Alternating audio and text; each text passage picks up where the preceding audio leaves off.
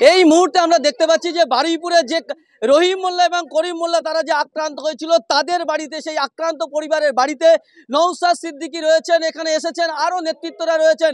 SDPI এর হাকিকুল ইসলাম, ইমতিয়াজ আহমেদ মোল্লা, জালাল উদ্দিন আহমেদ সহ আরও বিভিন্ন রাজনৈতিক দলের নেতৃত্বরা তারা কিন্তু এখানে এসছেন এবং তারা কিন্তু এই আক্রান্ত পরিবারের সঙ্গে কথা বলছেন এবং এখান থেকে কথা বলে তাদের কি বার্তা দিচ্ছেন, তারা কথা বলে তাদের সঙ্গে কথা বলে কি বলতে চাইছেন এবং কেন বারবার এই বারুইপুর ডিস্ট্রিক্ট এরিয়াতে বারবার পুলিশি নিষ্ক্রিয়তার অভিযোগ উঠছে, কেন বারবার এখানে বিভিন্ন মানুষ আক্রান্ত হচ্ছে সেই প্রশ্ন তুলছেন এবং এখান থেকে তারা কি বার্তা দিচ্ছেন, কি তাদের বক্তব্য শোনাবো আপনাদের। এ ভয়ঙ্কর অভিজ্ঞতার সম্মুখীন আমরা সকলেই হলাম। শুধু মাত্র এই বিল্ডার্স কেন্দ্রিক সমস্যা নয়, এখানে কিছু সংখ্যক ধর্মীয় ব্যানারকে সামনে রেখে, আরএসএস বজরঙের ব্যানারকে সামনে রেখে বিজেপির রাজনীতি মতদর্শে বিশ্বাসী হয়ে এলাকার গুটি সংখ্যক সংখ্যালঘু সম্প্রদায়ের মানুষ আছে, কীভাবে এদেরকে উচ্ছেদ করা যায় তার সমস্ত রকম অপচেষ্টা চালাচ্ছে। বিভিন্ন সময় এখানে একটি মসজিদ আছে, মসজিদের সামনে গিয়ে আক্রমণ চালিয়েছে। হোলির সময়কে কেন্দ্র করে, রামনবমীকে কেন্দ্র করে বিভিন্ন সময় এই গ্রামের অল্প সংখ্যক সমাজের যে মুসলমান সম্প্রদায়ভুক্ত মানুষ আছেন তাদেরকে আতঙ্কিত করার চেষ্টা করে। এই বিষয়ে একাধিক যেহেতু এটা জয়েন্ট এরিয়া পড়ছে Baruipur police district, diamond Harbour police district, তো সেই জন্য দুটো পুলিশ ডিস্ট্রিক্টের অধিকর্তাদেরকে মেল করা, কাগজ জমা দেওয়া, তারপরেও সুরাহা হচ্ছে না। এর সমাধান কোথায়? মাননীয় মুখ্যমন্ত্রী আপনি কি শুনতে পাচ্ছেন? পুলিশ মন্ত্রী, আপনি নাকি গুজরাটের কথায় কথায় উদাহরণ টানেন, উত্তরপ্রদেশের উদাহরণ টানেন, আর এই উদাহরণ দিয়ে আপনি আপনার যাদেরকে দুধেল গাই বলেছিলেন তাদের ভোটটাকে নেন। আজকে বলুন, যেখানকার সংখ্যালঘু সম্প্রদায়ের মানুষরা আজকে নিরাপত্তাহীনতায় ভুগছে, এদের নিরাপত্তা দেওয়ার দায়িত্ব কার? মুখ্যমন্ত্রীর, পুলিশ প্রশাসনের। তারা আজকে দিতে ব্যর্থ হচ্ছে কেন?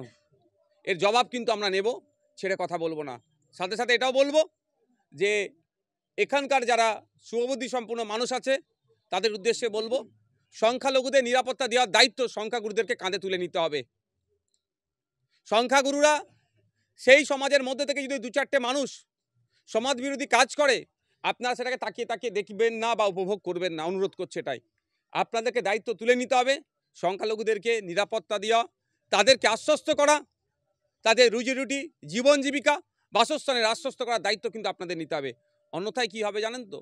উত্তরপ্রদেশ যেটা আজকে দেখছে, যেটা মধ্যপ্রদেশ দেখছে, প্রথমে হিন্দু মুসলিমদের উপর আক্রমণ হলো, সংখ্যাগুরু সমাজের মানুষরা তখন চুপচাপ বসেছিল।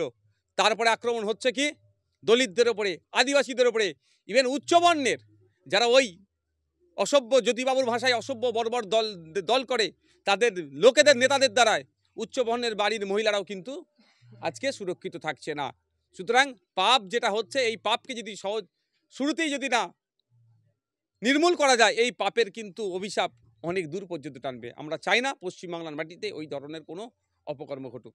এই বারুইপুরে আমরা বারবার দেখেছি কখনো পুলিশের নিষ্কর্ম, আমরা দেখেছি জেলখানায় কখনো পিটিও হত্যা, তারপরে পুলিশের থানায় পিটিও হত্যা, এবার এখানটাতে এই যে লাগাতার 3 মাস ধরে এটা ইনসিডেন্ট ঘটে যাচ্ছে, সেখানে পুলিশের নিষ্ক্রিয়তার অভিযোগ বারবার উঠছে, পরিবার অভিযোগ করছে, কি বলবেন?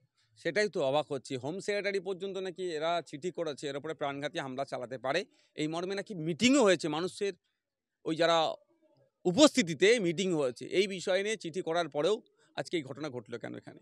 আমি আপনাদের বলি, এই ধরনের ঘটনা আরও বেশি ঘটতে সহযোগিতা করবে তৃণমূল কংগ্রেস। কারণ এই ধরনের ঘটনা ঘটলে মুসলিম সম্প্রদায়ের মানুষজনরা ভয় পাবে না। মুসলিম সম্প্রদায়ের মানুষজন ভয় না পেলে তৃণমূলের কোল থেকে নেমে যাবে। তৃণমূলের কোল থেকে নেমে গেলে তৃণমূল বিজেপির যে বাইনারি আছে সেটা ধ্বংস হয়ে যাবে, বিজেপি পশ্চিমবাংলায় দুর্বল হবে। সুতরাং একটা বড় এখানে পরিকল্পনা চলছে, বকলমে বিজেপিকে এই কাজগুলো করতে তৃণমূল সহযোগিতা করছে।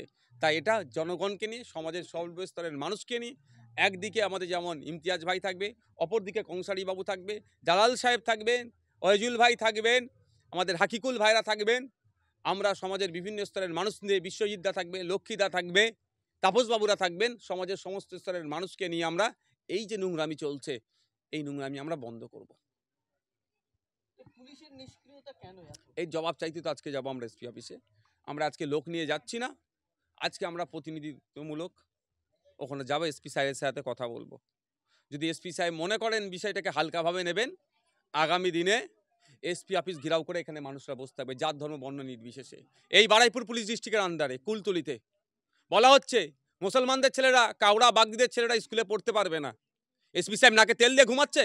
আজকেও সেই বিষয়টা জবাবদিহি করব। বাচ্চারা যে স্কুলে পড়তে যায় সেই স্কুলের সামনে কাঁটা তারের বেড়া করে দিয়েছে। যে ভদ্র মহিলা, আমি ধন্যবাদ জানাবো, অমুসলিম সম্প্রদায়ের মেয়ে আর একজন মুসলিম সম্প্রদায় মিলে যে স্কুল চালায়, তা 1 মাস বাড়ি ছাড়া। এসপি জানে না, এসডিপিও জানে না। এর জবাবদিহি করতে যাব, এর জবাব দিতে হবে। কারণ জনগণের ট্যাক্সের টাকা ওদের মাইনে চলছে। যদি ওই পদের অ্যাবেল না হয়, ওই পদ ছেড়ে দিক, অন্যজনকে সুযোগ দিক। এখানে লোকাল সবাই জানে ওটা আমাদের আমি ওসিকে জানিয়েছি, ওসিও রিপোর্ট পেয়েছে, বারুইপুর থানাকেও জানিয়েছি, বারুইপুর থানাও রিপোর্ট পেয়েছে, সত্যতা যাচাই করেছে ওনাদের গোয়েন্দা ডিপার্টমেন্ট থেকে ভেরিফাই করে দেখেছে না এটা সত্যি। সত্যি মানে কি প্রকাশ্যে একদম করেছে। এখানে যতগুলো লোক আছে এনাদেরকে আপনি জিজ্ঞাসা করুন।